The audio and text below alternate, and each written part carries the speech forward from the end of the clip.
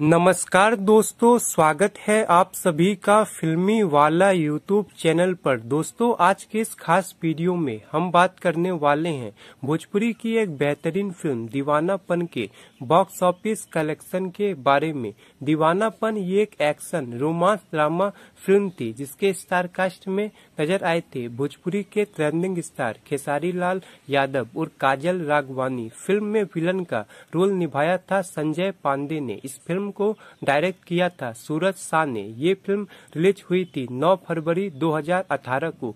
Film के गाने काफी बेहतरीन थे और इस फिल्म में म्यूजिक दिया था रजनीश मिश्रा ने और इस फिल्म के लिए रजनीश मिश्रा को बेस्ट म्यूजिक डायरेक्टर का अवार्ड भी मिला था। बात करें फिल्म के बॉक्स ऑफिस कलेक्शन के बारे में तो इस फिल्म का बजट 2 करोड़ 18 लाख रखा गया था और इस फिल्म ने बॉक्स ऑफिस पर 7 करोड़ 12 लाख की कमाई की थी और ये फिल्म बॉक्स ऑफिस पर 2018 की एक सुपरहिट फिल्म साबित हुई थी। तो दोस्तों, आपने इस फिल्म को देखा है या नहीं, कमेंट बॉक्स में जरूर बताएं और ऐसी इंटरेस्टिंग जानकारी रेगुलर पाने के लिए लाइक, शेयर और सब्सक्राइब जरूर करें। धन्यवाद।